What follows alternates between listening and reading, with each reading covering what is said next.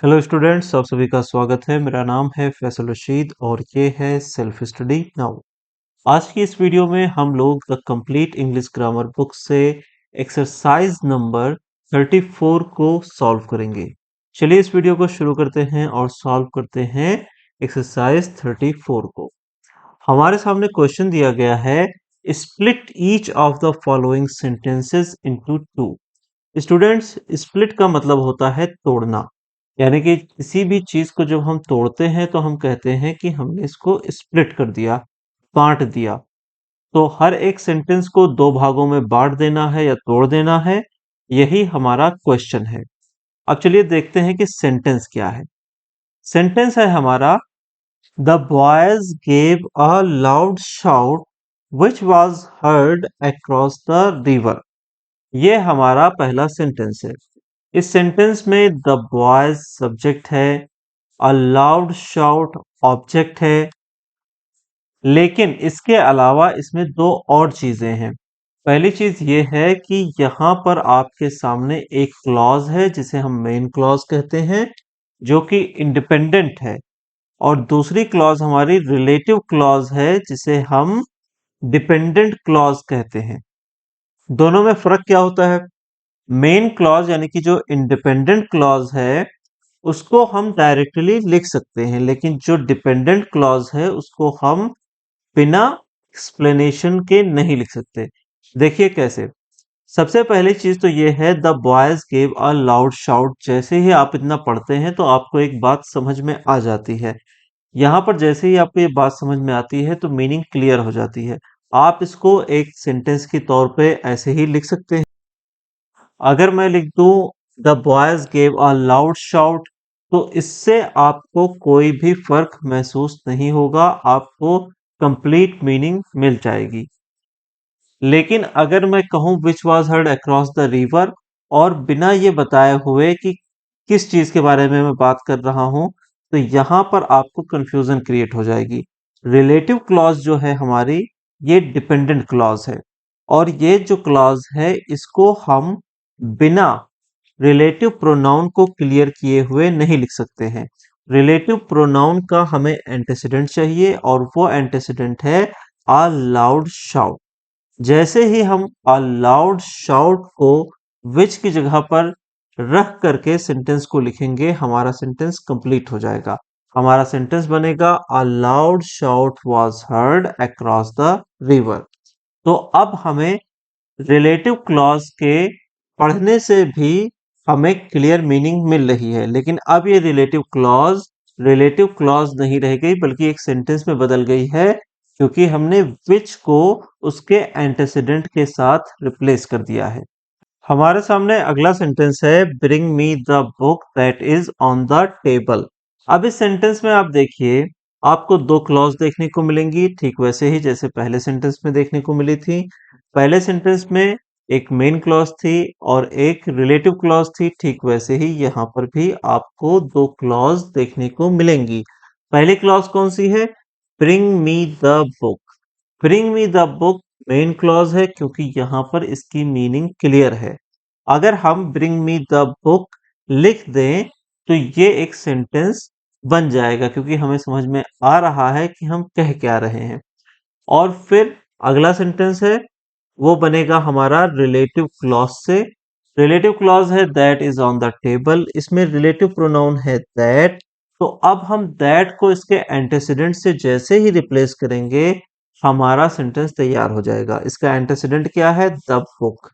तो the book को जैसे ही हम दैट की जगह लिखेंगे, सेंटेंस बनेगा the book is on the table. आपका दूसरा सेंटेंस भी कंप्लीट हो गया। तो अब हम चलते हैं सेंटेंस नंबर 3 की तरफ। सेंटेंस नंबर 3 कह रहा है, इट वॉज अ रेस्ट हट इन विच सी लिव्ड।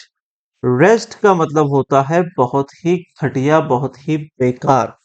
तो ये एक बहुत ही बेकार झोपड़ी थी जिसमें वो रहा करती थी। इस सेंटेंस को जब हम तोड़ेंगे तो सबसे पहले हमें एक मेन क्लॉज चाहिए होगी, जो कि इस सेंटेंस में है, इट वॉज अ रेस्ट हट। और दूसरी क्लॉज चाहिए होगी जो कि रिलेटिव क्लॉज होगी, जो कि है इन विच सी लिव्ड। अब इसमें जो ये विच है, इसको हम इस क्लॉज में एक ऑब्जेक्ट के तौर पर यूज कर रहे हैं। तो जब हम सेंटेंस बनाएंगे तो ये एक ऑब्जेक्ट का ही काम करेगा उस सेंटेंस में। पहले हम मेन क्लॉज को एज इट इज लिख लेते हैं ताकि हमारा पहला सेंटेंस रेडी हो जाए। पहला सेंटेंस हमारा क्या बनेगा? इट वॉज अ रेस्ट हट। अब हम दूसरा सेंटेंस बनाएंगे विच के एंटीसीडेंट को यूज करके। विच का एंटीसीडेंट क्या है? अ रेस्ट हट। तो जैसे ही अ रेस्ट हट को विच की जगह लिखेंगे, सेंटेंस बनेगा इन अ रेस्ट हट शी लिव्ड। लेकिन ये सेंटेंस हमें स्ट्रक्चर के तौर पर अच्छा नहीं लगेगा, इसको पढ़ने में भी हमें अच्छा नहीं लगेगा। ऑल्दो ये मीनिंग हमें दे रहा है, लेकिन ये एक अच्छा सेंटेंस नहीं होगा। हम क्या करेंगे कि विच को एक ऑब्जेक्ट की तरीके से लास्ट में रख देंगे। हम लिखेंगे she lived in a rest हट। तो सेंटेंस क्या हो जाएगा? She lived in a rest हट। अब ये जो अ रेस्ट हट है, ये किसकी जगह पर यूज हुआ है? विच की जगह पर यूज हुआ है। चलिए अब चलते हैं सेंटेंस नंबर 4 पर। सेंटेंस नंबर 4 कह रहा है the boy who fell off his bicycle has hurt his leg. इस सेंटेंस में आप देखेंगे the boy fell off his bicycle, ये हमारी मेन क्लॉज है। और हमारी रिलेटिव क्लॉज कौन सी है? वो है who has hurt his leg. अब ये दो क्लॉज हमारी अलग हो गई हैं। पहले हम क्या करेंगे? मेन क्लॉज को एज इट इज लिख देंगे, इससे हमारा पहला सेंटेंस कंप्लीट हो जाएगा। The boy fell off his bicycle. इसके बाद हम क्या करेंगे? रिलेटिव क्लॉज को लेंगे और रिलेटिव क्लॉज के रिलेटिव प्रोनाउन को उसके एंटेसिडेंट द बॉय के साथ रिप्लेस कर देंगे। जैसे ही हम हो की जगह द बॉय रखेंगे, हमारा सेंटेंस बन जाएगा the boy has hurt his leg.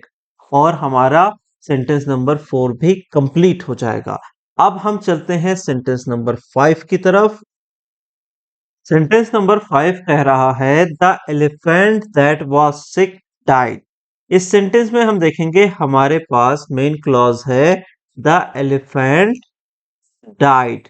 सबसे पहले हम क्या काम करते हैं कि हम मेन क्लॉज से पहला सेंटेंस बना लेते हैं। पहला सेंटेंस क्या बनेगा? The elephant died. अब हम दूसरा सेंटेंस बनाएंगे रिलेटिव क्लॉज से, जो कि होगा दैट वाज सिक। दैट का एंटीसीडेंट है द एलिफेंट। दैट को हम द एलिफेंट से रिप्लेस कर देंगे। जैसे ही हम दैट की जगह पर द एलिफेंट लिखेंगे, सेंटेंस बनेगा द एलिफेंट वाज सिक। तो हमारे दोनों सेंटेंस कंप्लीट हो गए। अब हम चलते हैं सेंटेंस नंबर 6 की तरफ। सेंटेंस नंबर 6 कह रहा है the farmer is cutting the corn which has ripened.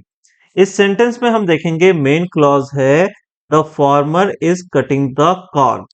हम इस मेन क्लॉज को एज इट इज लिख लेंगे, ये सेंटेंस बनेगा the farmer is cutting the corn. इसके बाद हम देखेंगे अगला जो क्लॉज है, अगली जो क्लॉज है वो है विच हैज राइपेंड। अब इसमें विच जो है वो रिलेटिव प्रोनाउन है। विच की जगह पर हम इसके एंटीसीडेंट को यूज करेंगे। इसका एंटीसीडेंट है द कॉर्न। तो द कॉर्न को जैसे ही हम विच की जगह पर रखेंगे, सेंटेंस बनेगा द कॉर्न हैज राइपेंड। तो हमारे दोनों सेंटेंस कंप्लीट हो गए हैं। अब चलते हैं हम सेंटेंस नंबर 7 की तरफ। सेंटेंस नंबर 7 कह रहा है Napoleon whom the French honor died at Saint Helena. इस सेंटेंस में हम मेन क्लॉज देखेंगे ये मेन क्लॉज है Napoleon died at Saint Helena. सबसे पहले हम इसी को एज इट इज लिख देते हैं ताकि हमारा पहला सेंटेंस कंप्लीट हो जाए। हम लिखेंगे Napoleon died at Saint Helena. इसके बाद हमारे सामने जो रिलेटिव क्लॉज है उसमें हम देख रहे हैं कि होम लिखा हुआ है। होम जो है इसको हम यूज करते हैं एक्यूजेटिव केस के लिए। तो इसका ये मतलब है कि जो एंटीसीडेंट है इसका, वो इस क्लॉज का ऑब्जेक्ट है। तो हम इसे इस तरीके से लिखेंगे द फ्रेंच ऑनर नेपोलियन, क्योंकि होम का यूज नेपोलियन के लिए किया गया है और नेपोलियन यहां पर एक ऑब्जेक्ट है। तो सेंटेंस बनेगा द फ्रेंच ऑनर नेपोलियन। अब चलिए चलते हैं सेंटेंस नंबर 8 की तरफ। सेंटेंस नंबर 8 लिखा हुआ है the crow dropped the cheese which the fox immediately snapped up. Snapped up का मतलब होता है झपट लेना। हम कह ये रहे हैं कि कौवे ने चीज यानी कि पनीर गिरा दी, जिसको लोमड़ी ने बहुत ही जल्द झपट लिया। चीज वैसे एक दूसरी चीज भी होती है जिसको हम मिल्क प्रोडक्ट कहते हैं, लेकिन आप इसको पनीर समझ लीजिए। तो द क्रो ड्रॉप द चीज, ये हमारी मेन क्लॉज है। इस मेन क्लॉज से हमें कंप्लीट मीनिंग मिल रही है। इसको हम एज इट इज लिख देंगे, ये सेंटेंस बनेगा द क्रो ड्रॉप द चीज। अब दूसरी जो क्लॉज है वो है रिलेटिव क्लॉज, और ये है which the fox immediately snap up. इस सेंटेंस में हम देखेंगे विच का यूज हुआ है। विच क्या है? विच एक रिलेटिव प्रोनाउन है। तो रिलेटिव प्रोनाउन जो है इसका कोई ना कोई एंटीसीडेंट होगा। इसका एंटीसीडेंट क्या होगा? द चीज होगा, क्योंकि हम द चीज के बारे में एक्स्ट्रा इंफॉर्मेशन दे रहे हैं इस क्लॉज के जरिए। तो हम क्या करेंगे, यहां पर विच की जगह पर हम द चीज को यूज कर लेंगे। लेकिन विच यहां पर एक ऑब्जेक्ट के तौर पर यूज किया गया है, इसीलिए हम क्या करेंगे, सबसे पहले लिखेंगे the fox immediately snap up the cheese. तो सेंटेंस हमारा कंप्लीट हो जाएगा। दोनों सेंटेंस हमारे होंगे द क्रो ड्रॉप द चीज, और दूसरा सेंटेंस होगा the fox immediately snapped up the cheese. चलिए अब सेंटेंस नंबर 9 पर चलते हैं। सेंटेंस नंबर 9 है John who is my cousin is a diligent boy. Diligent का मतलब होता है परिश्रमी, यानी कि मेहनत करने वाला। तो जॉन जो मेरा कजिन है वो एक मेहनती लड़का है। सबसे पहले हम क्या करेंगे, मेन क्लॉज को पकड़ेंगे। मेन क्लॉज है John is a diligent boy. इससे हम क्या करेंगे, सबसे पहला सेंटेंस बना देंगे। पहला सेंटेंस हो गया John is a diligent boy. अब हमारे सामने है रिलेटिव क्लॉज, जिसमें दिया गया है हु का यूज किया गया है जॉन के लिए, इसका एंटीसीडेंट है जॉन। हु की जगह पर हम रखेंगे जॉन को और सेंटेंस लिख देंगे जॉन इज माई कजिन। हमारा दूसरा सेंटेंस भी कंप्लीट हो गया। अब हम चलते हैं सेंटेंस नंबर 10 की तरफ। सेंटेंस नंबर 10 कह रहा है where is the parcel that I left here yesterday. इस सेंटेंस में हम देखेंगे दो क्लॉज हैं। पहली क्लॉज है हमारी वेयर इज द पार्सल। ये जो है ये एक इंटेरोगेटिव क्लॉज है। इसका जो ये क्वेश्चन मार्क है ये इसी क्लॉज के लिए यूज किया गया है। सबसे पहले हम इसी क्लॉज को लिख देंगे। हमारा सेंटेंस बनेगा वेयर इज द पार्सल, और ये एक इंटेरोगेटिव सेंटेंस होगा। इसके बाद हम देखेंगे लिखा हुआ है that I left here yesterday. अब इस क्लॉज में आप देखेंगे कि दैट का यूज हुआ है। दैट का यूज हुआ है द पार्सल के लिए, तो द पार्सल हमारा एंटीसीडेंट होगा दैट के लिए। दैट यहां पर इस क्लॉज में एक ऑब्जेक्ट के तौर पर यूज किया गया है, क्योंकि जो वर्ब है वो इशारा कर रही है आई की तरफ कि काम आई ने किया है, जो कि सब्जेक्ट है इसका। तो ऑब्जेक्ट है हमारा द पार्सल और सब्जेक्ट है आई। हम सेंटेंस को कुछ इस तरीके से लिखेंगे I left the parcel here yesterday. Sentence बन गया हमारा। तो पहला सेंटेंस क्या बना, वेयर इज द पार्सल, और दूसरा सेंटेंस बना I left the parcel here yesterday. चलिए अब सेंटेंस नंबर 11 को देखते हैं। सेंटेंस नंबर 11 कह रहा है I have found the book which I lost. इस सेंटेंस में भी आपको दो क्लॉज देखने को मिलेंगी। I have found the book हमारी मेन क्लॉज है। हम इसको एज इट इज लिख देंगे, क्योंकि इससे हमें क्लियर मीनिंग मिल रही है। फिर है विच आई लॉस्ट। अब यहां पर विच आई लॉस्ट रिलेटिव क्लॉज है, जिसमें रिलेटिव प्रोनाउन विच है, जिसका यूज किया गया है द बुक के लिए। तो द बुक विच का एंटीसीडेंट है। हम द बुक को विच की जगह पर जैसे लिखेंगे सेंटेंस हमारा बन जाएगा, लेकिन ये एक वेल स्ट्रक्चर्ड सेंटेंस नहीं होगा। क्यों नहीं होगा? क्योंकि आई इस सेंटेंस का सब्जेक्ट होगा, जो कि पहले होना चाहिए इस सेंटेंस में। हम लिखेंगे आई लॉस्ट और उसके बाद हम ऑब्जेक्ट द बुक को यूज करेंगे। सेंटेंस क्या बनेगा? I lost the book. तो यहां पर हम लोगों ने 1 से लेकर के 11 तक के क्वेश्चंस को सॉल्व कर दिया है। बाकी के जो क्वेश्चंस हैं इस एक्सरसाइज में उनको हम इसके अगले पार्ट में सॉल्व करेंगे। तो वीडियो के पार्ट 1 में हमने 1 से 11 तक क्वेश्चंस को सॉल्व कर दिया है। मिलते हैं अगली वीडियो में। Have a lovely day, signing off.